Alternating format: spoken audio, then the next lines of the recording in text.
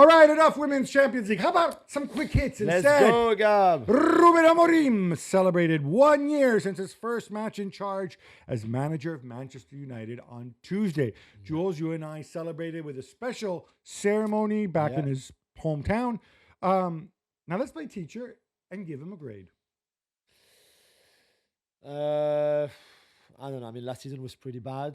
Obviously, as we know, this is a bit better now this season. Things are a little bit improving and clicking. Some of the new signing, well, one especially in Brian Mbeumo making a difference. I would go, I don't want to be too harsh because I like Ruben Amorim.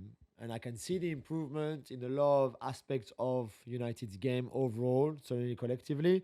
I give him a B-. B- probably sounds around right when you consider the entire body of work. One big question mark I would have is how much of the signings were driven by the club and the club's priorities and how many were driven by him. If we say that part of your job as a manager is to get him to sign you players you need and want, then for me, there's no excuse for not signing a central midfielder. All that said, the results are improving. And what I like is many of the players in defense and obviously out wide are players he inherited and he taught to play his system. So he gets points for that from me. More United guy, Burnley defender Axel Tuanzebe is suing them for more than £1 million. Yeah, he's saying that he suffered a bad injury in 2020 when he was on the club's books, and he said it was misdiagnosed. He was out, I think, until 2022, something like that.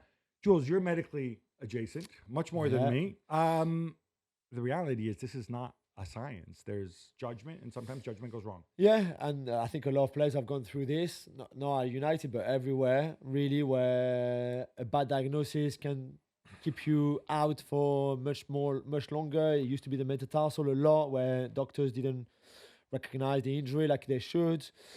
So he's not the first one. He's probably, unfortunately, not the last one either. I don't know. This is the first time, though, I hear of this kind of suing a club for that. So good luck to him. And it was also clear as mud whether they're saying it was negligence, whether they're simply saying, well, you put in good faith, but I still lost money. I don't quite know the mechanism there. But footballers everywhere, you're mad if let the club doctor see you. Go get this. This is your career. Go get second, third, fourth opinions. And I think clubs should encourage that as well.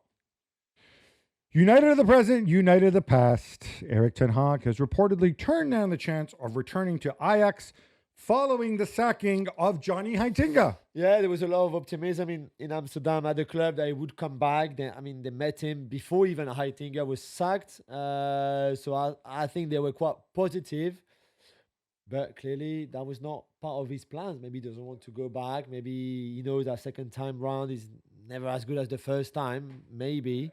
Or he's got better project than this Ajax team that is in very difficult situation. Sure, after his wild success at Bayer Leverkusen, people are undoubtedly queuing up to get him. I bet you there's a portion of Dutch fans who's saying, like, no, the last time was special.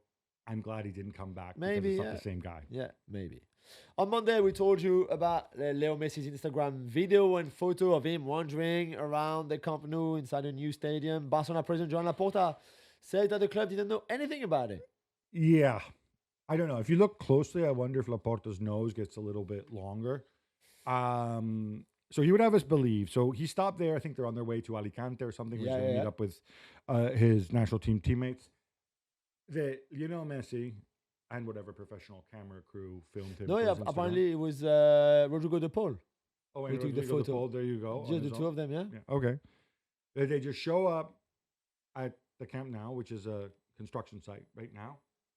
They wander inside. Presumably there's still security or whatever. And they don't recognize them, even though Messi's Messi and De Paul is dressed funny. They just let them in. Because it's Messi. And nobody thinks to alert the club. Well, I guess they let them in and then they told the club. I think that's what Laporta is saying. I mean, if they knew about it, why would not say we knew about it? So I would want to believe them if they say we didn't know he did this on his own. Yeah. Mr. Spoil Sport, but had to be a bit realistic. He said it's obviously unrealistic for him to come back as a player at this time, blah, blah, blah. We'll see. It's a good story. I like to think that it's a purely emotional thing.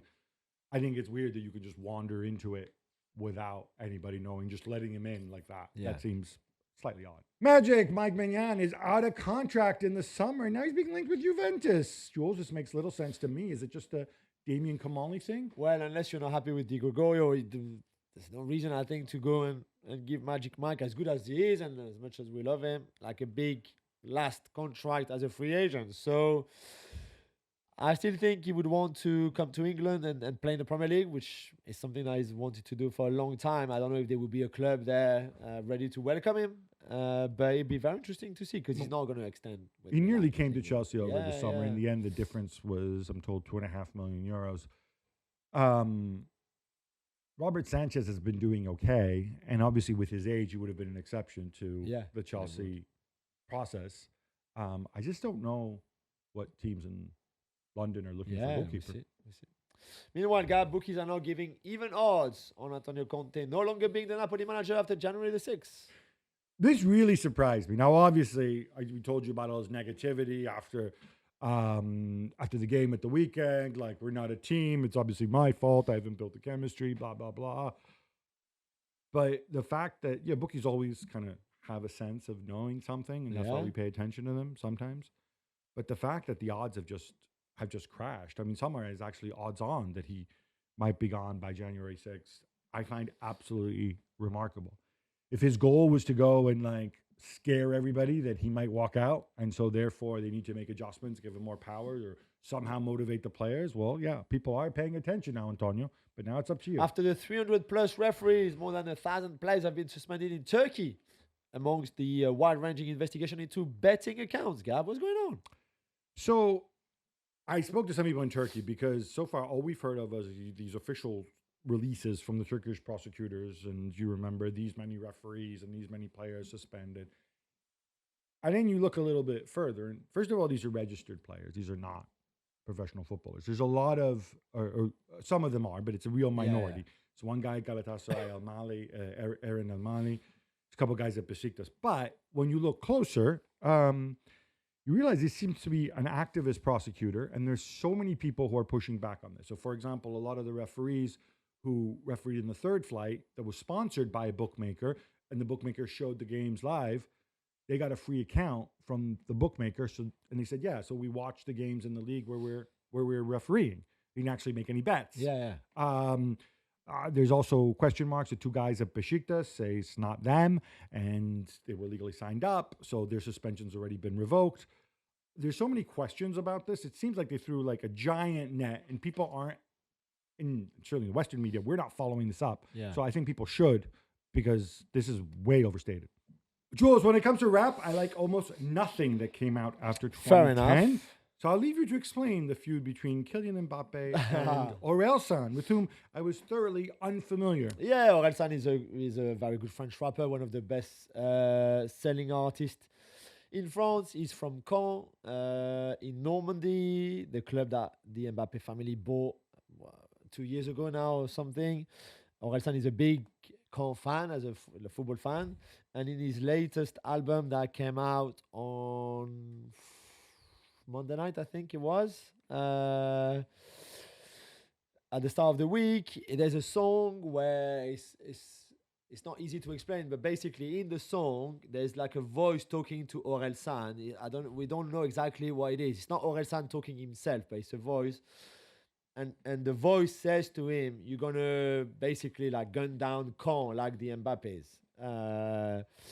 To what Kylian reacted quite badly by saying, well, you can save the club whenever you want, Orelsan. And by the way, you were the one begging us to take you and give you some shares in the club for free because you've got no money. So Orelsan explained that it was a misunderstanding, that maybe Mbappe didn't understand that the song, it was not Orelsan talking, but like a voice. Anyway, it was a bit complicated. We asked Mbappe on Wednesday, and he said, like, I'm not interested. I've got nothing else to say. So I'm not even sure why this is in the quick hits, really. It shouldn't have been. I don't think there was much in it, but yeah. Well, I think when Mbappe responds to a rap I don't know. It was maybe a bit, he thought I was winding him up or something. Maybe Orelsan could have been a little clear, at least privately, to Mbappe before recording maybe. this. Although I don't think there's no relationship between them two, really. So So why does Orelsan have no money if he's such a successful Yeah, I don't know. rap artist? I don't know if you really have no money. I mean, that's why Mbappe definitely put on social media. I don't know. It's a weird one. Remember the League Cup quarterfinal fiasco? Arsenal and Crystal Palace have been forced to agree to move their games from Sunday, December 21st to Saturday, December 20th at 8 o'clock in the evening, no less. Yeah. So they can play their cup game on December 23rd. That means Palace will take the pitch on Saturday, 48 hours after playing a Conference League game on Thursday. So much for all that yak about player welfare. Yeah, blah, blah, it's blah. an absolute mess. I don't know why you could not play this in January at some point, but this is ridiculous. I'm not even sure what Palace agreed. To be fair, well, I don't know what's. I guess it's the best of the worst, really, in terms of decisions. Short time between the Conference League, where I guess they play a team that is not as strong as a Premier League team, so you can play your B team very much, or kids if you want. I think You can't really Arsenal are qualify. better than Coops. No, not so much for that, but certainly for the Premier League game that you have on December 20th, really. It's Leeds. Yeah, so Everton for Arsenal and Leeds for Palace. You do that and you basically sacrifice your Conference League game. They probably will be qualified by then anyway, or they should certainly. So you can play your all under 21 team if you want, and then be ready for the 2 games that follow. But it's not ideal. It's really not ideal. I'll let you answer this because you know what I'm going to say. That this competition Yeah, is a yeah, joke absolutely. and a freak show, and it I should hear be you, yeah. eliminated. No problem. Yeah. Fifth Pro, the Players Union here in England, have reiterated that they will take legal action if the Premier League introduced anchoring. And they said that some clubs will too, Gab. Yeah, so anchoring, for those who don't remember, is basically you can only spend up to 5 or 5.5 times exact multiples TBD on the amount of money earned by the lowest earning club in the Premier League by TV money. So right now it's about 110 million. So that would cap it at 500 million or 550 odd million. And that would include wages, spending on agent fees, spending on coaches, and of course, our friend amortization. Yes.